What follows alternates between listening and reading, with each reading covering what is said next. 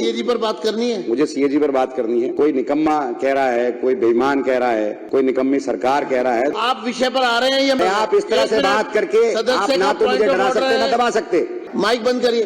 निर्दल होकर तुम लोगों ने बदतमीजियां अभी सदस्य बैठ जाएं, बर्दाश्त की और आज आप अभी सदस्य बैठ जाएं। फिर स्पष्ट कर दूं सभी को, उपराज्यपाल के अभिभाषण पर इस प्रकार की हरकत जो यहाँ की गई वो सर्वथा निंदनीय है। भारत के इतिहास में इस तरह की घटनाएं चंद बार ही हुई हैं। अभिभाषण अर्थात कॉन्स्टिट्यूशनल अथॉरिटी यहाँ पर सदन को एड्रेस करने के लिए साल में एक बार आती है। उस समय ना कोई वाद विवाद होता है, ना कोई सदन चल रहा होता है, वो सिर्फ अभिभाषण के लिए ही समय तय होता है। सदन ने जो कल निर्णय लिया, मैं सदन को बधाई दूंगा कि आपने इतने बड़े अपराध के विरुद्ध जो निर्णय लिया उसमें बहुत ही बैलेंस अप्रोच रखी। मात्र 3 दिन के लिए इस पर ब्रीच ऑफ प्रिविलेज का भी मामला बनता है।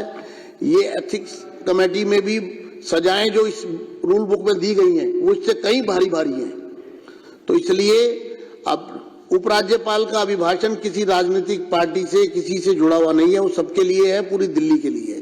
तो इसलिए उन्होंने जो यहाँ पर कल उद्दंडता की, समझाने और कहने के बाद भी जिसको नहीं माना गया, इसलिए सदन को ये फैसला लेना पड़ा। अब आप अपनी बात कहें विषय पर।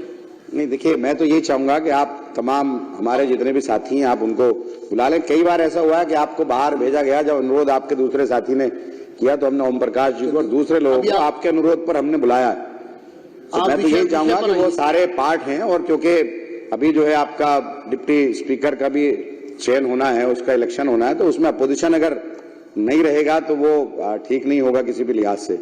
तो हम तो यही चाहेंगे कि भाई आप सबको बुलाएं, आप क्योंकि सीट पर बैठे हैं और आप सबके अध्यक्ष हैं। हम तो यही चाहेंगे कि आप ये सारी चीजों को देखते हुए उन सबको अंदर बुला लें। और हमने कई बार ऐसा किया है पीछे भी, और ये तो पार्ट है इस वक्त में, क्योंकि हम भी हिस्सा है विधानसभा का।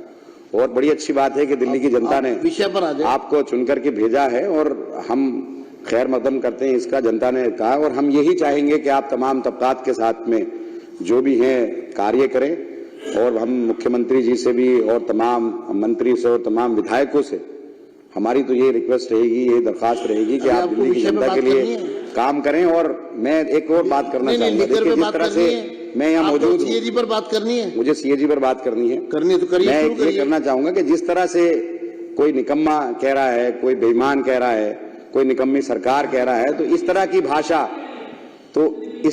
भाषा का इस्तेमाल नहीं होना चाहिए। इस तरह की भाषा का इस्तेमाल नहीं होना चाहिए।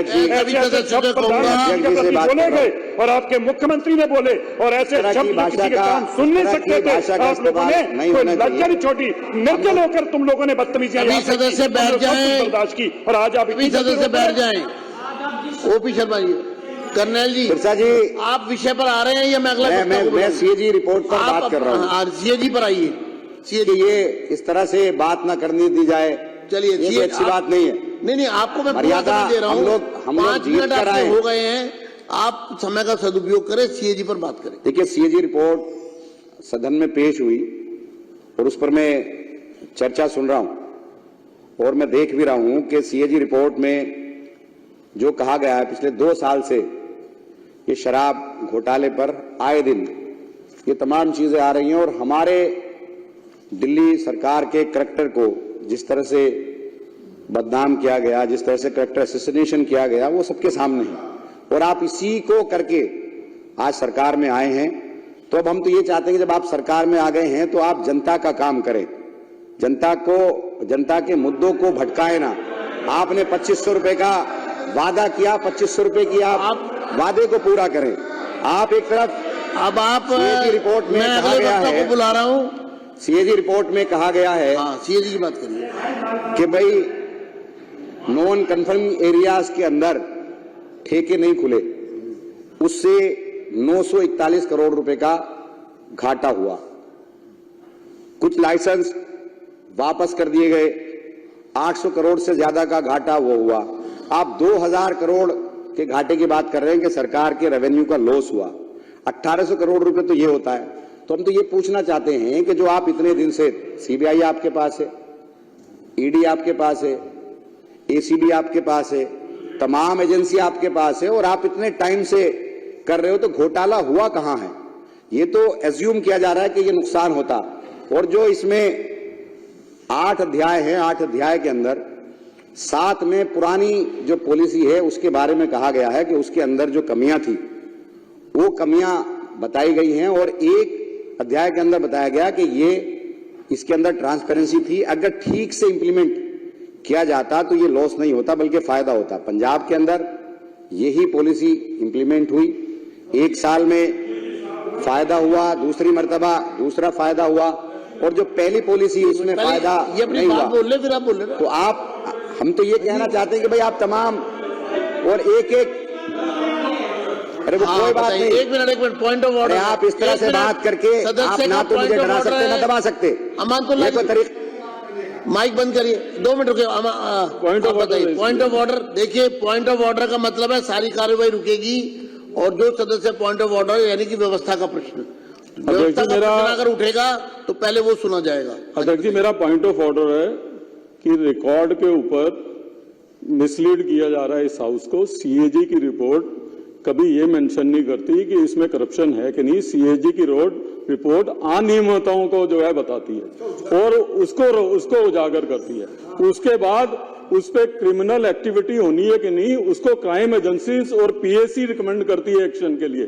सीएजी की रिपोर्ट को यह कहना कि उसमें कहीं करप्शन लिखा, देश के इतिहास में कोई सीएजी की रिपोर्ट करप्शन के बारे में नहीं लिखती, अनियमितताओं के बारे में लिखती है। और जिस तरीके की अनियमितताएं दिल्ली में शराब घोटाले के बारे में सीएजी ने मार्क की है, ये तय हो गया कि ईडी और सीबीआई का जो एक्शन चल रहा था वो सही रास्ते पे चल रहा था और उसको और तेजी से लेकर जाएंगे। तो हाउस को मिसलीड नहीं किया जाए कि सीएजी की रिपोर्ट में जो है करप्शन नहीं मेंशन है, तो इसलिए आपका पॉइंट ऑफ ऑर्डर एक्सेप्ट है, हाउस को मिसलीड ना किया जाए। आगे बढ़िए। मिसलीड नहीं कर रहा है, मेरा सिर्फ कहना यह है कि सीएजी की रिपोर्ट में तो ये एज्यूम किया गया, ये जो है नॉन कम्युनिटी एरियाज के अंदर दुकानें खुलने किसने नहीं दी, कि क्या दबाव बनाया गया। पहले साल के अंदर ही सीबीआई ने एफआईआर दर्ज कर ली, ईडी ने एफआईआर दर्ज कर ली, गिरफ्तारियां शुरू हो गई। जो ट्रांसपेरेंसी इसके अंदर थी उससे फायदा होना था, फायदा नहीं हुआ, लोग डर गए। तो ये तो तमाम एजेंसियां आपके पास थी, और इन्हीं एजेंसियों का इस्तेमाल करके आज आप सरकार में आ गए, और सरकार में जिन वादों के साथ आप आए वो वादे आप पूरे कर नहीं रहे हो। 2500 रुपए महिलाओं को देने की बात आपने की थी, वो आप वादा पूरा कर नहीं रहे हो। जो आपने काम करने की बात की थी वो आप कर नहीं रहे हो। सिर्फ दिल्ली की जनता को गुमराह करने का काम ये सरकार कर रही है।